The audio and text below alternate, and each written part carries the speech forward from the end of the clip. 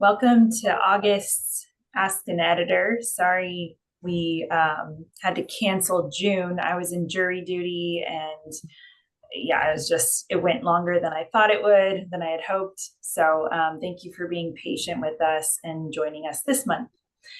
We're going to be answering the question, what writing format targets my audience best? And my name is Eva Barrows. I'm a story coach, and I work one-on-one with authors and coaching sessions. And I do also manuscript evaluations and developmental edits. And I enjoy helping fiction authors deepen their story, their structure and character development, and to engage and hook readers and keep them reading.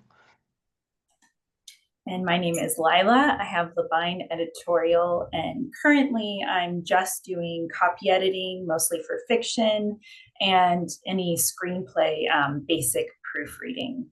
I previously had more services offered, but I have a lot going on right now, so I've kind of cut down on what I offer. And so, yeah, mostly copy editing, mostly fiction. So we're going to start with, how do you best tell your story? And I just wanted to share a little bit about how I decided to tell a specific story. So I went to school for creative writing at San Francisco State, and when I was there, I was focused on writing short stories for literary journals. And then I kind of went on to learn about how to write sketch comedy. So that's the things like little skits that you might see on Saturday Night Live, like that kind of thing inspired me. But all that type of writing was pretty short. So, and then as a freelance writer, I do articles. I write articles and and what else? So articles. So basically, pieces that are kind of 1,000 words, for a magazine or a blog post. And then I also do, so the short stories would be a little bit longer, maybe approaching 3,000 words. And so for a while, I was in a critique group where a couple of the members were novelists, and I was reading their, what their chapters that they were writing. And I was like, well, this is not, this is something I could do, but I just was kind of intimidated by the long, because it's like a novel is going to be something that you're doing for years. I mean, some people it's years. Um, so I didn't know if I was, down for that commitment. And then I didn't, at the time, didn't have anything in mind that I would want to, write, a long story for. But I grew up in the East Bay, and so I would visit Fremont. I don't know if anybody knows about the little town of Fremont. It's in the hills, and there's a little historic park called Niles, and that's where Charlie Chaplin filmed some of his early films. And the Bronco Billy I knew because there's a pizza parlor called Bronco Billy. And I found, so as an adult, I went back to visit and just was really captivated by the Niles SNA Film Museum. So there's a museum they show silent films at the theater, and they have a whole history there where you can, learn about what it was like for when they were filming in Niles. And so this is like the early 1900s. And so after that more recent visit, I went home and just, of course, didn't think anything about it.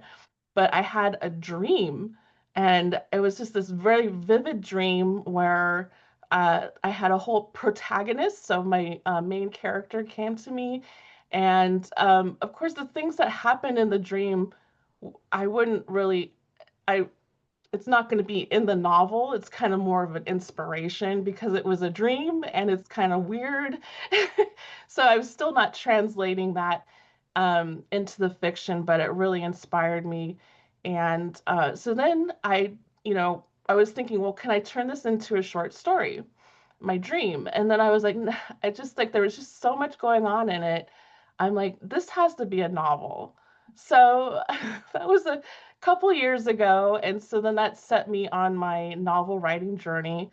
And so I did a, ton of research. It's a historical novel. So I have to, learn all the research, all the things that actually happened at the studio. Um, and so, yeah, that's how I am embarking um, on my novel, and it's been keeping me busy, and I'm excited about it, and just really keeping at it. So that's my story about my story. And unlike Eva, I am not a natural writer. I much prefer editing. But even as a business owner, I have to decide the content that I'm going to put out to potential clients or just my audience. I have to decide what format will work best depending on the content itself and on my target audience, which is mostly fiction writers. So I am often deciding, okay, should this be a blog post? Would it be better for someone just to be able to read it like quickly on their phone or online? Um, or is this something that maybe I want some visual components to, and I'm gonna make it into a YouTube video so that so that I can kind of talk about it more naturally to my audience. So every time I put out a piece of content, just like you, I am having to make that decision, like what will be best for the audience, the people I'm trying to reach, and then how would they like to view or read that content, and then the content itself, how would that best be presented? So a little different than Eva's, but anytime you're putting anything out into the world, you have to decide who's your target audience and what's the best way to reach them. And then, oh, did someone say something? No? Okay. So one of the first things you need to think about are what's your goal for writing? Like what's your ultimate reason for writing? And so that could be that you're writing to entertain yourself, you're writing to entertain others. Like some people just seriously write just to entertain themselves because they have so much fun writing.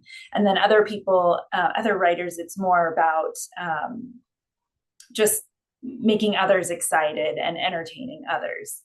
You might just want to get all these ideas you have in your head for stories. You want to get them out into the world because they're driving you crazy. Maybe you want it like me, you want to promote your business. You want to reflect on your life or your experience of a certain event in your life. You want to pass on lessons that you've learned over the course of your life, or you want to spread the word about something that you're passionate Mm-hmm. So what is your goal for your writing? Um, so you have to think about kind of what the results are that you're trying to achieve with your story. So are you trying to create a record for your family and friends? Are you trying to become a famous author, a best-selling author? Do you want to change the world in some way with your story or just, your community? Um, and then do you want to make a difference for a cause that's special to you? And then you can also design a promotional strategy full of valuable content. So this could go hand in hand with if you're writing a novel, then you want to promote it. So you have to, come up with, all the content that you're going to use to promote your book. about. Who is your audience and what kind of story are you telling? So, who is your target audience, your ideal reader in most cases? Is it teenagers that are into magic, parents wanting to help their kids succeed, car enthusiasts, romance readers who are also into bird watching, busy entrepreneurs, your young grandchildren, or fellow academics? So, you can get really kind of niche on this, like the romance readers who are also into bird watching, or it can be more general, just fellow academics. But you want to know who that is. And the more specific you can get, usually the more helpful it will be as you're making these decisions. You want to get clear, like I said, get clear on your audience, and we'll help you make these decisions. So, who is most likely to enjoy your writing? Who would you love to have reading your writing? What types of things do these people usually read? Do they usually like books? Do they usually like prefer magazines? That's getting rarer and rarer, but online articles, comics, graphic novels, art books, coffee table type books. Um, and then what's the best way to capture that reader's attention, which is basically what do they like to read, but it's kind of different. Match the writing you do with your ideal reader because you want to show up where they are or where they're likely to want to be.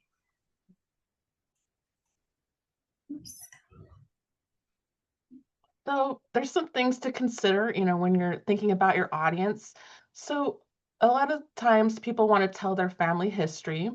So you might want to think about, if your story needs to be published by a traditional publisher, or if you could just go ahead and self-publish it.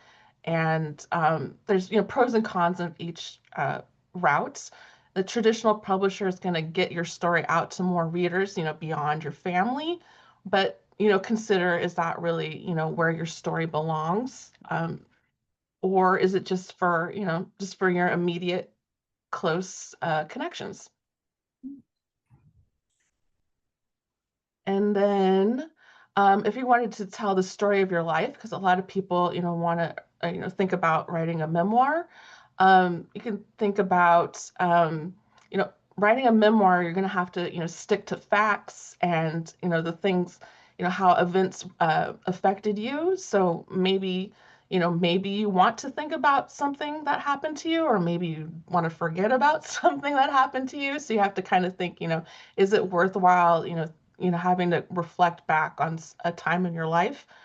Um, and then maybe it might be better to fictionalize true events. So this way you won't have to worry so much about, picking out certain people that did something in real life. Um, you can fill in gaps that you might have forgotten, and you can use creative license to enhance the drama. So, being fictional, it's just something that, maybe something in your life that is inspiring you to write something now, but it doesn't have to be totally true because it could just be a fiction. So these are kind of the decisions that are going to direct who your audience is going to be, if it's just your family and friends, or if you're, wanting to go and share your message with a wider audience. You want to match the format to your end goal and your target audience.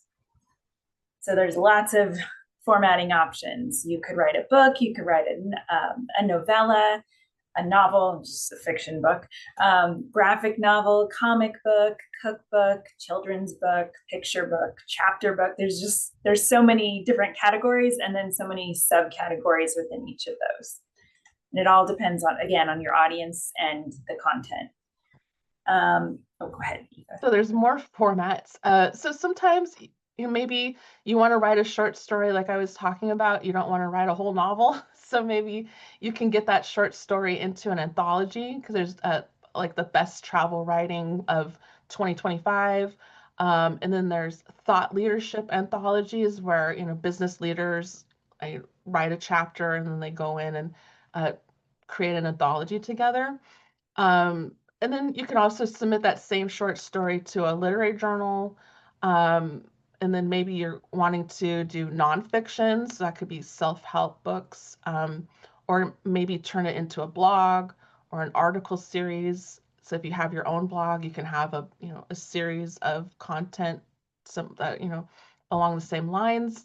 And then a collection of articles. So once you write that, series of articles for your blog, you might be able to then turn that into a nonfiction book. Figure out how you'd like to publish your writing. So one of the options is self-publishing, which is a great idea for authors who want to publish quickly, but also have full creative control of their book. You're going to be in charge of everything. You're going to have to find all the people who are going to help you, like editors, cover designers, formatters, and help with book promotion or do your own book promotion. And all of that is it's kind of a lot of work, but again, you have that full creative control. So, and then remember that when you're posting on websites, blogs, or you're putting out a newsletter, that's also kind of like a form of self-publishing. So hybrid publishing is another option. So this is when an author pays a hybrid publisher to provide services like the editing, book layout, cover design, and promotional help. So the author is asking for, a publisher to help them do this, and the author is paying to have it done. The publisher can decide if they have the availability to help an author on their timeline. So sometimes authors might want to publish really quickly. And if that's the case, hybrid publishing might not be, fast enough. So that you might want to do self-publishing if you're in a time crunch. But I know that like She Writes Press is very selective. So even though they're still asking the author to pay, for their services, they're still being very choosy with who they're going to work with. And I think Gatekeeper Press and Atmosphere, I think they might be a little more lenient on, who they're going to decide to work with. Um, And so it's often easier to obtain a hybrid publisher because you don't have to go through an agent. So easier than getting a traditional publisher. But you do have to watch out for scams. There are a lot of companies that will take your money and give you very little in return. So the writerbeware.blog, that's a website. They have a list of, scams that are targeting authors, and you can look up a hybrid publisher to see if they're legit, if there's any complaints about them. And another way to find a good hybrid publisher is that just if you know of another author who used them, you can ask, how their experience was, and that's a good way to vet. Oops. Oh, and so for traditional publishing, this is often the longest publishing route because you're going to be using an agent, and both the agent and the publisher act as gatekeepers. They're going to select the authors that they want to represent and possibly print their book. Um, the author has to split the income of their book with the publisher and agent. The author is responsible for most of the book promotion cost and effort. So the traditional publisher might have a stipend, for marketing and book promotion, but the author has to put a lot of time into it. So this is going to be the same. Whatever publishing route you take, you still have to market your book and put time into it.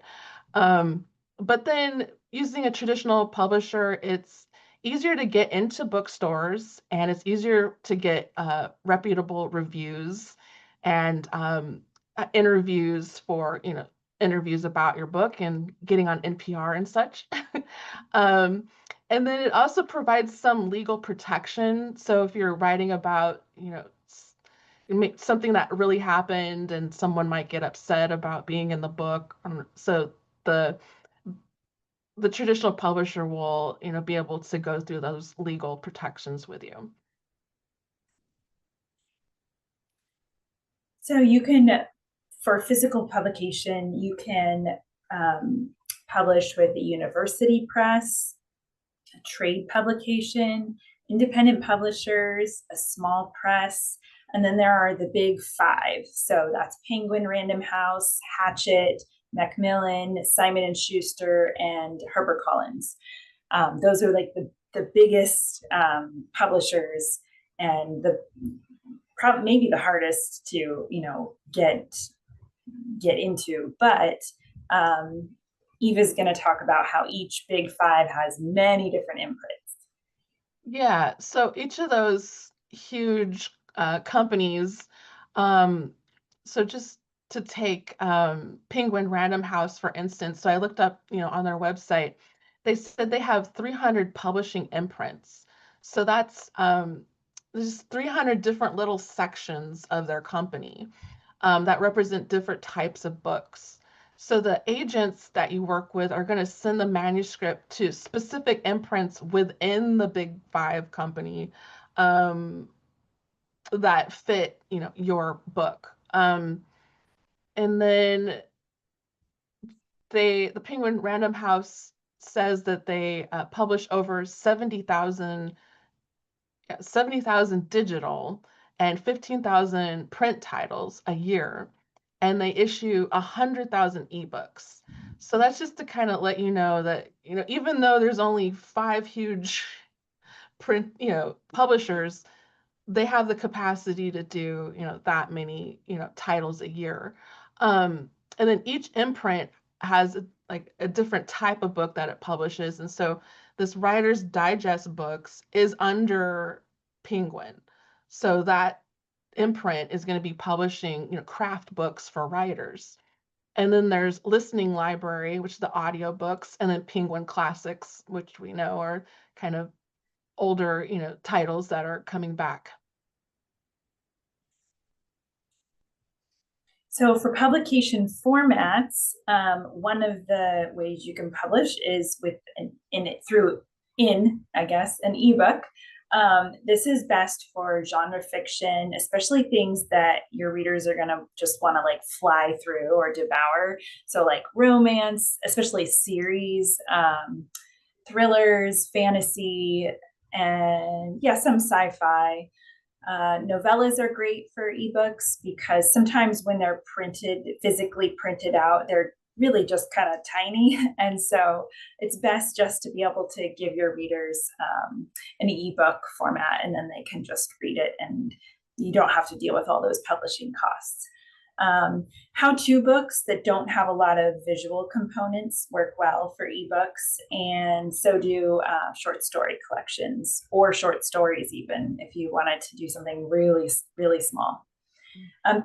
They're not great for books with visual components. So because sometimes on the pages on the ebook, it's just you can't see it very well, or it gets jumbled, or it just looks different and it doesn't look quite like how you want it to. Paperback books are great for most things, but especially literary fiction, memoir, nonfiction, YA, book club reads, books that you're going to like hand off to your friends or, carry around a lot. They're great for sharing and discussing and giving as gifts. They're not great for books where, layout is important. Again, it's better than an ebook, but it's still not quite as great. So like, for a coffee table book, you're not going to have a small little paperback book because that wouldn't really work. And the paper cover doesn't really protect the pages all that well. So that's why hardback books are great for books that you're going to keep for a long time, books that you're giving as special, like nice gifts. Coffee table books, a lot of picture books are hardback because they're more durable, and so kids can't ruin them quite as fast. They're great for collections, and then great for books that are going to be really kind of big and have a lot of figures, charts, or maps and illustrations, art books and such. Authors with limited budgets probably aren't going to publish hardback books because they're more expensive, and fiction that can be consumed quickly, it doesn't really make sense because you're just going to fly through that stuff anyway. So oops, is it not? Oh, it did change. Okay. Audiobooks are great for memoir, especially when the author reads it themselves. I love listening to memoir, or even memoir, when it's read by the author themselves. That's just really cool. Self-help, business, and narrative nonfiction, as long as the self-help doesn't have a lot of like visual instructions or anything. It's more like working on yourself, personal development. That's great for audiobooks. Genre fiction with great dialogue is always really fun to listen to. And then books for commuters, like business books and self help, I guess. So if your target audience is are they're busy people, then audio is great for them. Again, obviously not great for visual content, books heavy in visual content, or books with experimental prose, because that can be really confusing when you're just hearing it and when you can't see it on the page. And then academic or technical books aren't usually read from beginning to end.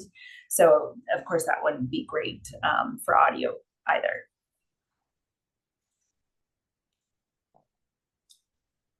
Hmm. So I'm just going to talk about a couple of online publishing options. So the first thing I have here is cross-posting. So that's when you have another author that you're willing to post what they wrote on your website or in your newsletter, and then they do the same for you.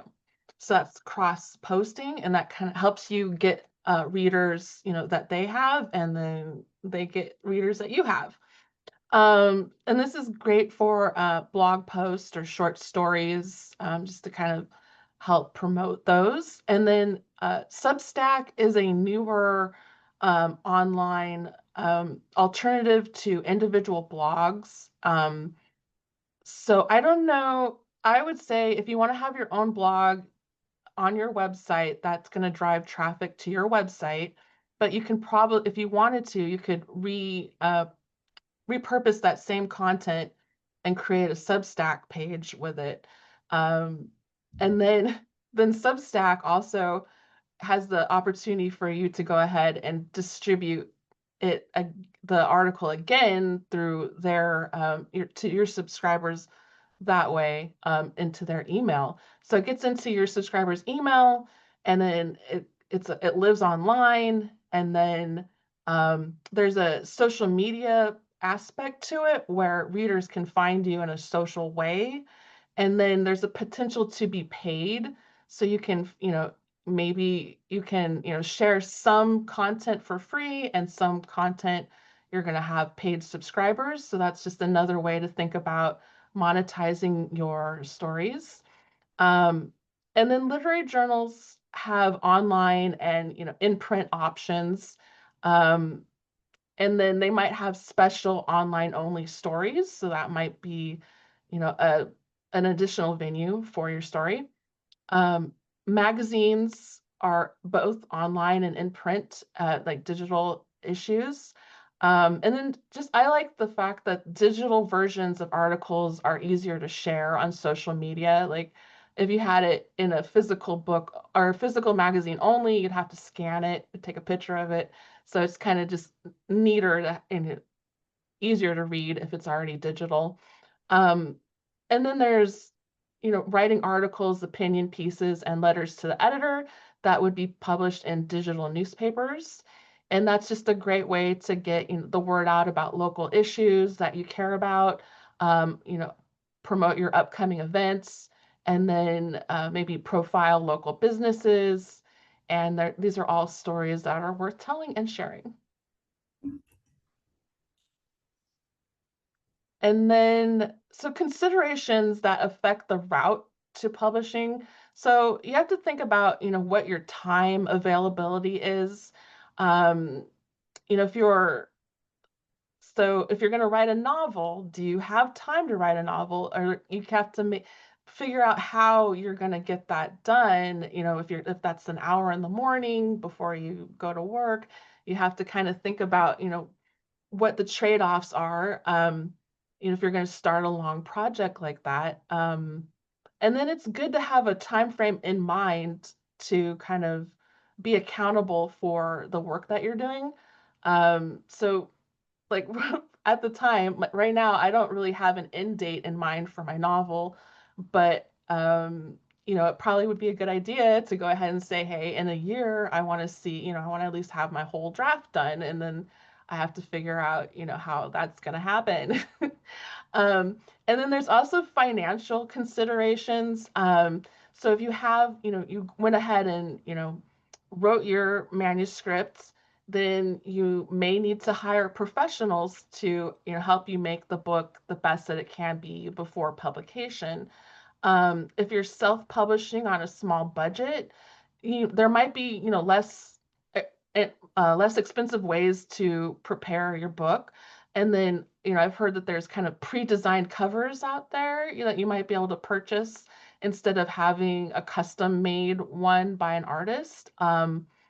And then there might be editing tools like that you can use, and just maybe have friends help you spot typos before you publish. So you kind of have to just think about, if you're able to afford professionals, or if you're gonna have to, try to figure out different ways to get it done.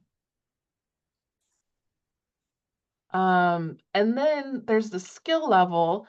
Um, so if you're just starting out as an author, you may need to, hire more help when you're first starting. So that could be a developmental editor, a story coach to teach you a story structure and character development.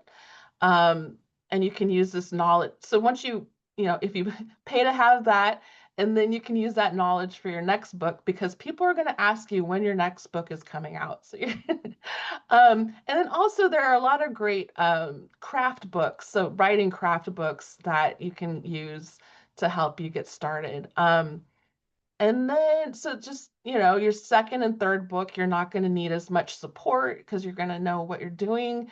And then that's the same with other types of writing. So you could take a short story class. And then if you're writing articles, you're going to probably get more feedback from your editor in chief, on your first articles. And then, as you progress, the next time you're not going to need as much. And then, um, so also, if your end goal is to write a novel, maybe you can write a short story first and then think about how you can expand it. Or maybe you want to write a nonfiction book. So maybe you'll write an article first and then a blog series, and then you can develop the whole novel or the whole nonfiction book. So it's kind of just, taking baby steps as you learn. You also need to consider where your readers are. So if you're writing for a certain industry or certain industry, then you would write a nonfiction manual or an article that would be something that could be published in a magazine, like specific to that subject.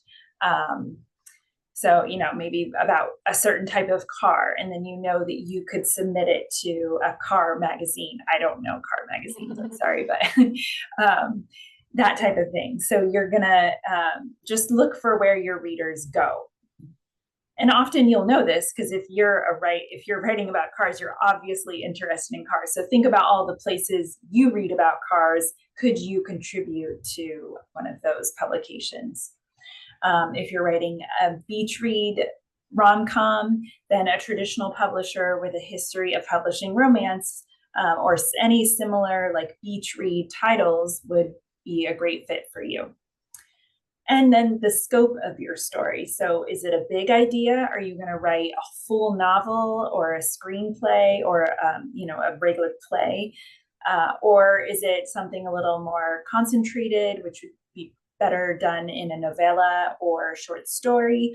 Or is it so specialized that you want to just write an article about it? Or, a nonfiction book? So now we'll talk about how editors can help you. So as a story coach, I just do a lot of talking with authors about what format best expresses their idea. And then we can weigh the pros and cons of a publishing route. So that's the story length and what media might appeal to their potential readers. So just all the things that we've been talking about, like I can, talk with authors to kind of just nail down, what type of story this is going to be. And then a story coach can provide guidance and feedback on how to tell the story for that preferred format. And then, so if it was going to be an audiobook, there has to be a realistic dialogue. Of course, that's across the board, but especially for audiobook. Um, And then if you're doing a children's book with a lot of images, you're going to have shorter, text space. And then there's going to be pacing decisions to fit genre conventions. So that's, fast moving pages that the reader's going to, flip through real quick to create tension. And that could be in like a thriller, say. And then expansive descriptions for world building. And that could be like for fairy, for fantasy. Yeah. Alpha readers, I've talked about this before. So if you haven't heard about beta readers, you didn't come to our Ask an Editor session on beta readers and critique groups, go back and watch that video on YouTube because it could be very helpful. And I briefly mentioned alpha readers in there. They are usually people who read the earliest drafts of your writing, and often they are authors that themselves that write similar things to you. They don't have to be, but usually that's what it is. So alpha readers give their opinion on how they would prefer to read your story or your type of writing. So you can ask your alpha readers, like, do you think this should be a novel? Like, in addition to giving you their opinion on what they think about your story, you can also ask them, like, how long, like, do you think this could be a full length novel? Do you think this should remain a short story?